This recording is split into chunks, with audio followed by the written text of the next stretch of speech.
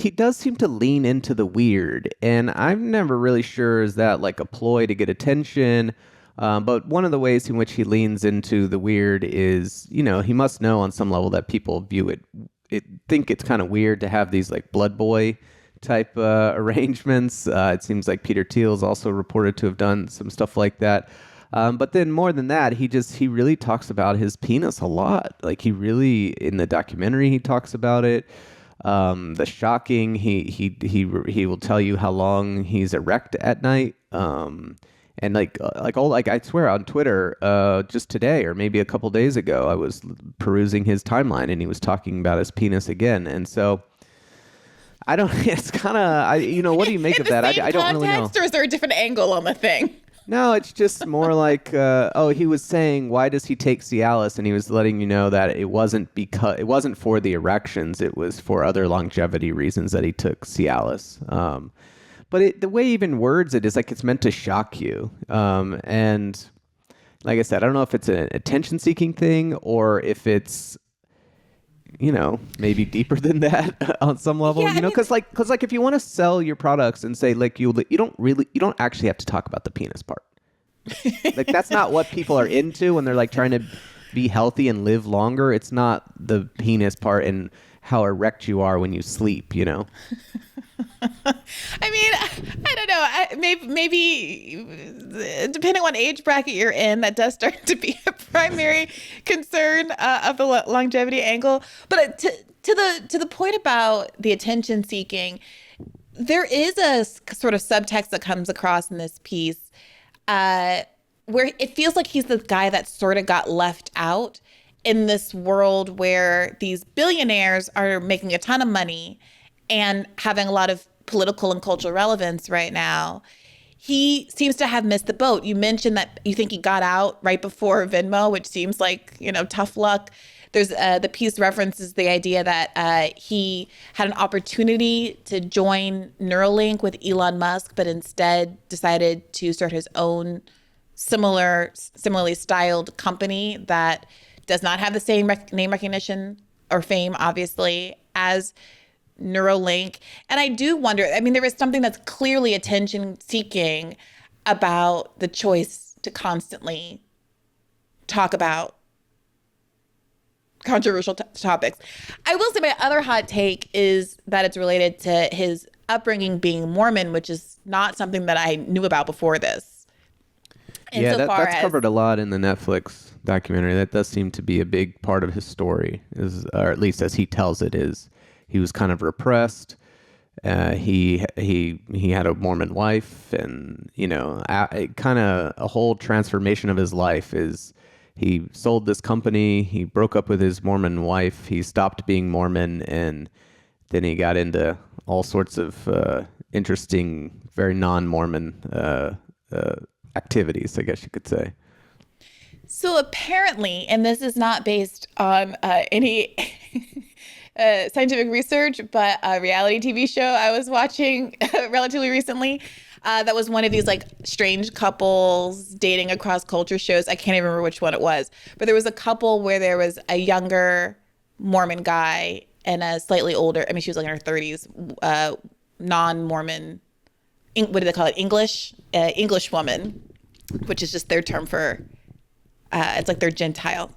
And apparently the younger guy ended up having a sort of a sex compulsion and kept cheating on her and yada, yada, yada. And apparently this is a little bit of a thing where people who have been sort of unsurprisingly in a very sexually restrictive upbringing take it to sort of addict level extremes once they break free. And I did wonder when I was reading this, if this was a sort of a manifestation, not in a way that absolves one of responsibility, but a manifestation of his need to kink out because of what his upbringing was like.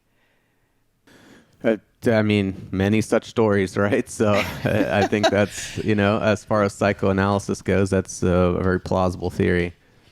And then the last piece of it seems to be, if your actual business is selling longevity, selling these health products, selling this longevity mix of vitamins that goes for $49 a bottle, then you become the best advertisement in some ways for your own product. So being someone who is out partying and, I guess he doesn't drink alcohol, but allegedly dropping acid and having a certain kind of a lifestyle does speak to the quality of the product.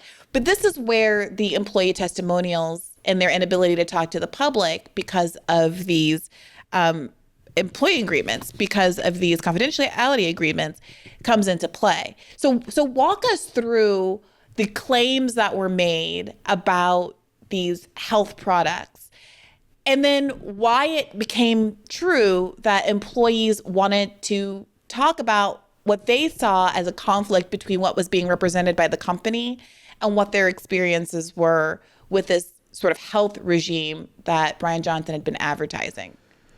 Yeah, and it maybe is useful to start by sort of bifurcating this story, because there's kind of two parts to it. The top part of it has to do with some of these former employees. It seems like primarily Dr. What's his name? Sorry, this is not one of my guys. Doctor. Starts with a Z. Sorry, I just saw it too. Dr. Zolman. Dr. Zolman.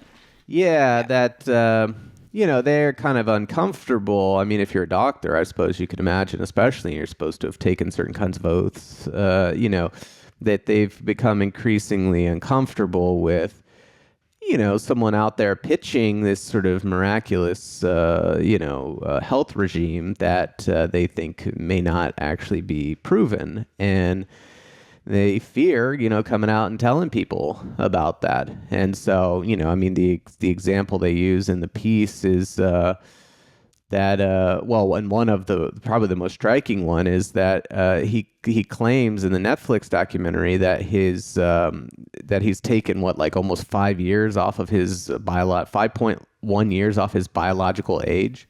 Now I'll tell you this, I don't even know what that means. Even before any of this happened, when he would make these claims, because another one he likes to claim is he'd say he only ages 7 months for every 12 months. And it's I start thinking about, those conservatives who they're real mad about transgender and whatever. And they'll talk about could you just identify as being 10 or 20 years old or something? And I'm like, this guy actually does this. He's a trans ageist. Yeah. The reductio that they came up with is his whole pitch. But yeah, so I don't even know what that means. How does time work like that? But I guess it's sort of the average health indicators of someone that age or something. I don't know. But he claims, that his age reversed 5.1 years. And according to this Times story, which I assume they're getting this information from Dr. Zolman, but I don't know, that, he kind of went through a number of tests, blood tests and things like that. And one of them was showing that he had actually aged by 10 years, not reversed by 5 years. And it's okay, so this is the kind of stuff, if you're out here trying to pitch people on a new way of living, a new form of wellness and health and whatever, that really should be out there, since you're using yourself as the kind of advertising tool. And then there was another a bit in here where they did run a study on kind of his health stack, his longevity mix. And the details of that study didn't come out apparently, but 60% of the people in the study said that they had a side effect, and that apparently some saw their testosterone levels drop and become pre-diabetic.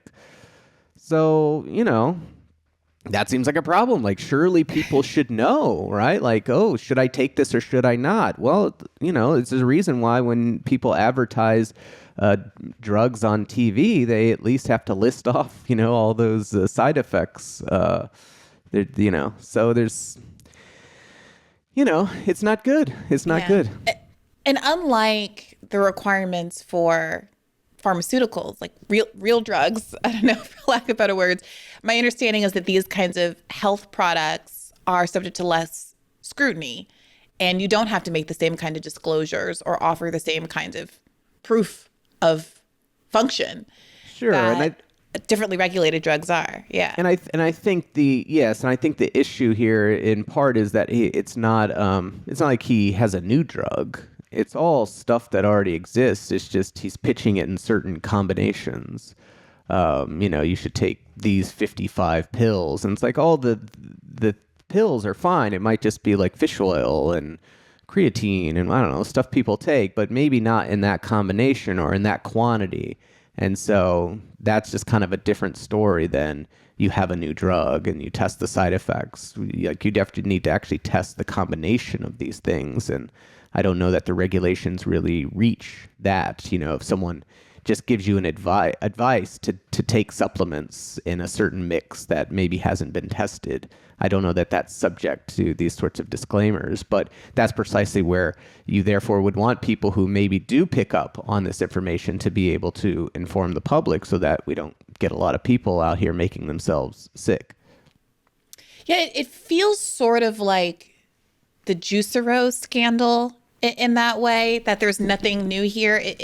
If people don't remember, there was a machine, a sort of countertop kitchen appliance that was advertised as sort of revolutionizing the home juicing game. And you were to buy a subscription for these sort of flat juice packs that you put in the machine, and then it would squeeze the juice out.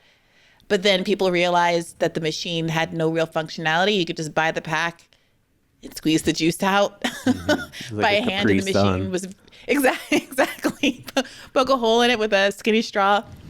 And the machine, I don't remember how much it cost, but it was quite expensive. And so the whole thing fell apart. Or it's even got a little of the Thanos flavor to it, insofar as it was promising these revolutionary health results. And the basis of it was supposed to be sort of the individual genius of the so-called inventor in the face of, basic physics and science, which suggested that a machine that small just couldn't do what she was asking it to do. But people wanted to believe because the pitch was so good. And in this case, Bryan Johnson, being someone who is rich and successful in a world where, for some reason, a lot of people believe that having acquired wealth makes you credible in a lot of different spheres, far beyond the one where you actually were able to achieve wealth. It was a pitch that was appealing to people. Yeah, now, absolutely. I think, yeah.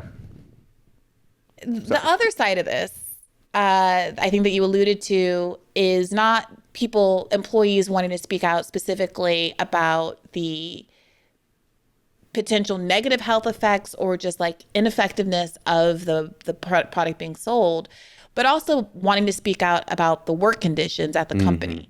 Yeah. That was really what the people who I interacted with, my clients, what they were mostly concerned about.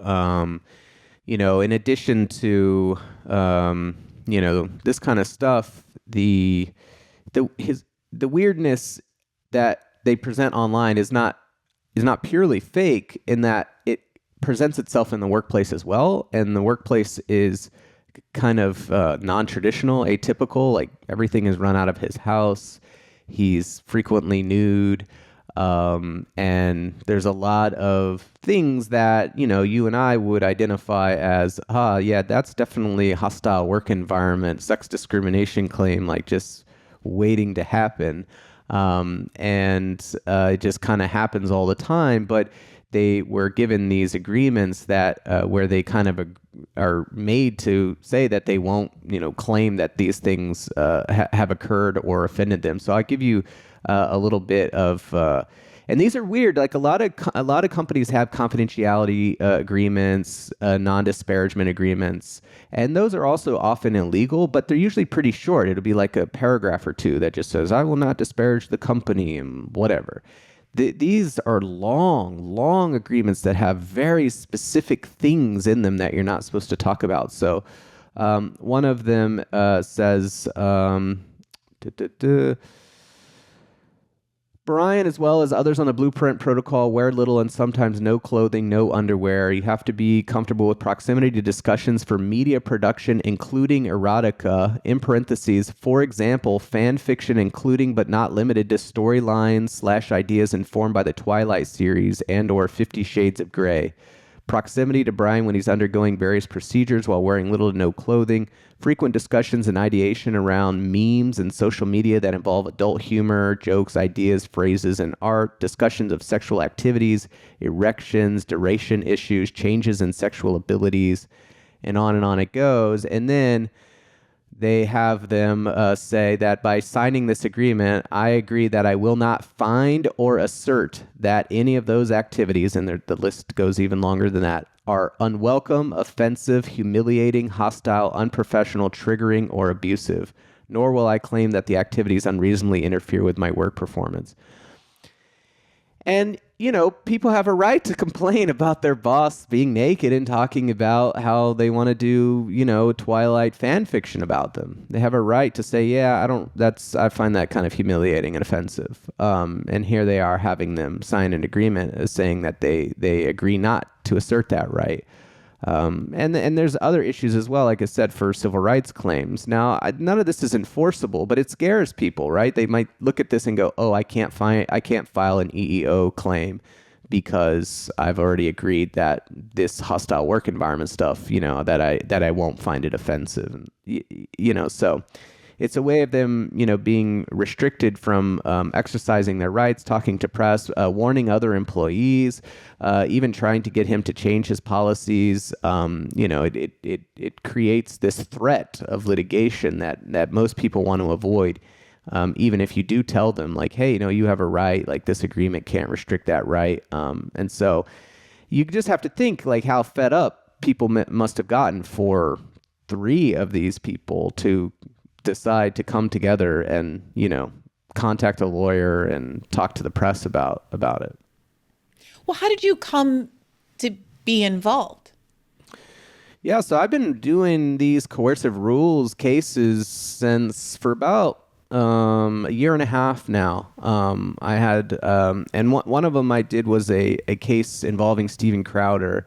He sued his former producer for breaching a non-disparagement agreement, and I defended him, and we ended up filing NLRB charges alleging that the non-disparagement clause was illegal, and then they withdrew their lawsuit trying to enforce the non-disparagement clause because they realized that they're going to have problems at the NLRB. Then they filed a defamation suit against our attorney or my client, and we got that dismissed on anti-SLAPP grounds, and the judge awarded my client $58,000 for anti-SLAPP.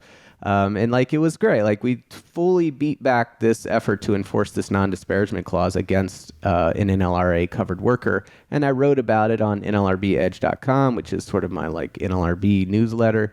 And through that process, someone who knew these people were like, "Isn't this your issue? You should contact this lawyer." And so it went from there. Okay, so what does the law actually say? Are these agreements always unenforceable, or does it have to be a sort of overly broad agreement? Does it have to specifically go to the kinds of workplace protections that are already defined, like sexual harassment? When you were talking about memes that could be offensive, it also occurred to me, given the climate that we're in, there could be all kinds of Nazi salute vibe, racially sensitive humor, in quotation marks, being bandied about the office plays. Yeah, so what are the limits on these agreements? Yeah, so, for the track that I use, which is to take it to the NLRB, the National Labor Relations Board, where I used to work, you have 2 basic legal theories that you can go with. The first one is that a particular clause in an agreement is facially illegal. And the way you would demonstrate that is you would say this particular rule, a reasonable worker, if they read it, would think that it prevents them from engaging in protected activity. So you could kind of find something that is protected activity. This is an established thing you're allowed to do. For example, publicizing your work conditions to a newspaper. That is protected activity under the National Labor Relations Act. So you just kind of hold that up and you say, well, look, here's protected activity, publicizing your working conditions to a newspaper. Now let's read this rule in this contract. This rule says that you will not assert that any of the activities at your workplace are offensive. Well, a reasonable worker will read that and say, okay, I can't talk about this to a newspaper. And so that makes it illegal on its face. That is the current law at the National Labor Relations Board. It was established in 2023 in a case called Stericycle.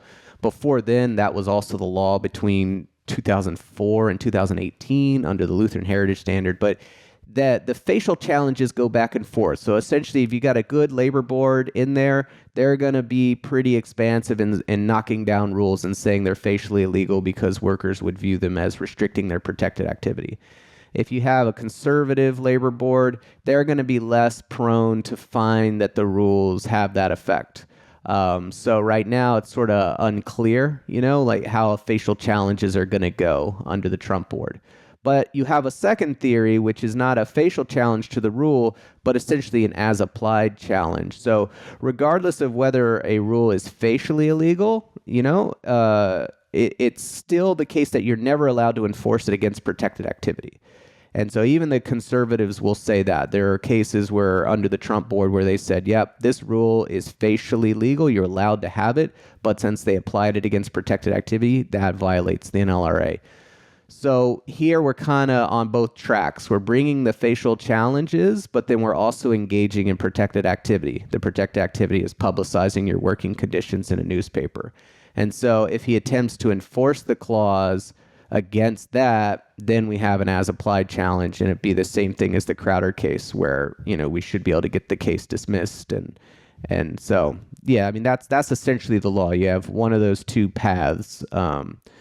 But as it is, it's still very harrowing for a lot of people, especially if you're going to go that second path and not make a facial challenge, but actually go out and do protected activity and kind of wait and see whether they're going to try to enforce it against you. Most people don't want to deal with that. So it's still not very worker friendly. Especially going up against someone who's so affluent, not knowing how these cases are going to come out. The legal fees are accumulating. Is Bryan Johnson's ex-wife, Taran Southern, one of your clients as well? Ex-fiance, yeah. Ex-fiance, sorry. So her story is one of the more harrowing ones for precisely that reason. Maybe not one of the more harrowing, but just in terms of the number of legal fees that seem to have accumulated. Mm-hmm. This is how the Times framed it, and I want you to add some context here. It describes her. Miss Southern, 38, was Mr. Johnson's former fiance and an employee of his brain technology startup, Kernel.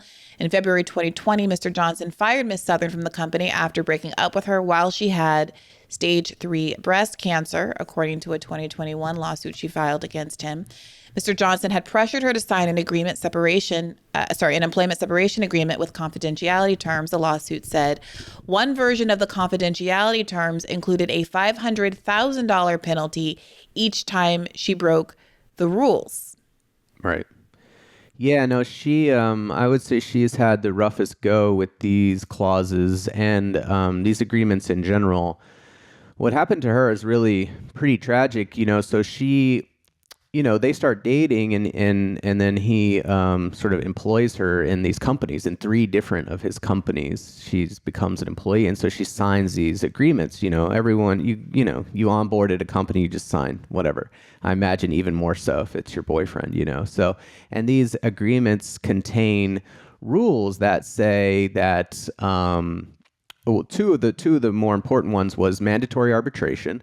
So she can't bring any claims in a court. And arbitration is very biased towards employers, as I know you're aware. And 2, a fee shifting clause that says that if she were to ever lose a lawsuit against him, she would have to pay his fees. And then when he broke up with her and fired her, and they entered into the severance agreement for her jobs, that included a release of claims, like a general release of claims against one another. And after all that, so she's got these 4 different agreements. There's actually more than that, but those agreements just kind of sitting out there. A little while later, she hires these lawyers who want to pursue what's called a Marvin claim against Bryan in California. It's essentially an alimony claim for people who aren't married, but like lived together for a while. And there was like a promise that you would take care of, So she wants to bring a family law claim against him for a type of alimony. And he invokes these employment agreements to say that she's not permitted to bring that claim. So the first thing he does is he says she entered arbitration clauses. So we need to get this out of the courts and into arbitration, which he succeeds at. Then the next thing he does is he says in this employment severance agreement, which is executed between her and like the company, in that she released all claims against me, including this family law claim, this Marvin claim. And the arbitrator goes with it and agrees with him that, yep, she released in her employment severance agreement this family law claim against you as her ex-fiance. And then because she lost that case, she had to pay his fees. And so he then was able to get a judgment for hundreds of thousands of dollars to reimburse his fees. Hey YouTube, thanks for watching. Just a reminder that this is a podcast. You can catch an extra premium episode every Monday for $5 a month at patreon.com/badfaithpodcast. That's patreon.com/badfaithpodcast for $5 a month, an extra episode every week. Additionally, please do consider liking this video, subscribing to this channel. It helps us out. It helps independent media beat the algorithm. We appreciate you. And as always, keep the faith.